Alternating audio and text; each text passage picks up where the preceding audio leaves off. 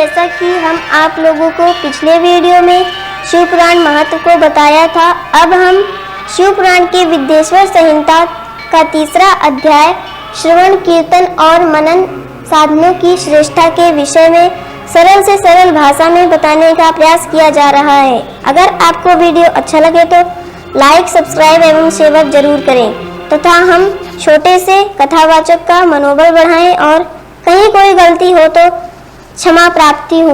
तीसरा अध्याय श्रवण कीर्तन और मगन साधनों की श्रेष्ठता। व्यास जी कहते हैं, सूत जी के वचनों को सुनकर सभी महर्षि बोले, भगवान आप वेद तुल्य अद्भुत एवं पुण्यमय शिव पुराण की कथा सुनाइए। सूत जी ने कहा, हे महर्षिगण, आप कल्याण में भगवान शिव का स्मरण करके वेद के सार से प्रकट शिव पुराण की अमृत कथा सुनिए। शिव पुराण में भक्ति, ज्ञान और वैराग्य का गान किया गया है। जब सृष्टि आरंभ हुई तो 6 कुलों के महर्षि आपस में वाद विवाद करने लगे कि अमुक वस्तु उत्कृष्ट है, अमुक नहीं। जब इस विवाद ने बड़ा रूप धारण कर लिया तो सभी अपनी शंका के समाधान के लिए सृष्टि की रचना करने वाले अविनाशी ब्रह्मा जी के पास जाकर हाथ जोड़कर कहने लगे, हे प्रभु, आप संपूर्ण जगत को धारण कर उनका पोषण करने वाले हैं। प्रभु, हम जानना चाहते हैं कि संपूर्ण तत्व से परे परात्पर पूर्णांग पुरुष कौन है। ब्रह्मा जी ने कहा, ब्रह्मा, विष्णु, रुद्र और इंद्र आदि से युक्त संपूर्ण जगत समस्त भूतों एवं इंद्रों के साथ पहले प्रकट हुआ है। वे वेद देव महादेव ही सर्वज और संपूर्ण है। भक्ति से ही इनका साक्षात्कार होता है, दूसरे किसी उपाय से इनका दर्शन नहीं होता।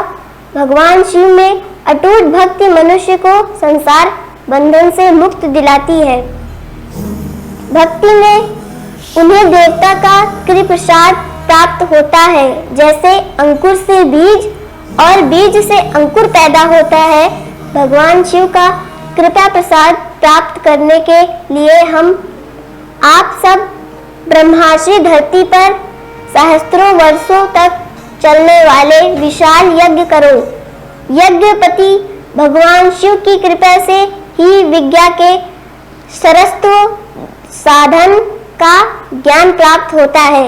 शिव पद के प्राप्ति साधे और उनकी सेवा ही साधन है तथा जो मनुष्य बिना किसी फल की कामना किए उनकी भक्ति में डूबे रहते हैं वह साधक है।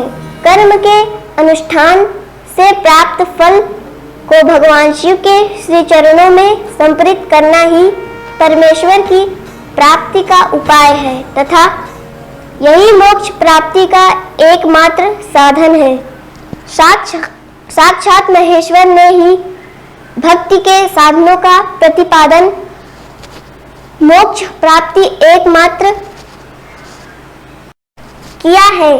कान से भगवान के नाम, गुण और लीलाओं का श्रवण, वाणी द्वारा उनका कीर्तन तथा मन में उनका मनन शिवपद की प्राप्ति के महान साधन है तथा इन साधनों से ही संपूर्ण मनोरथ की सिद्धि होती है। जिस वस्तु को हम प्रत्यक्ष अपनी आंखों के सामने देख सकते हैं उसकी तरफ आकर्षण स्वाभाविक है, परंतु जिस वस्तु को प्रत्यक्ष रूप से देखा नहीं जा सकता उसे केवल सुनकर और समझकर ही उसकी प्राप्ति के लिए प्रयत्न किया जाता है।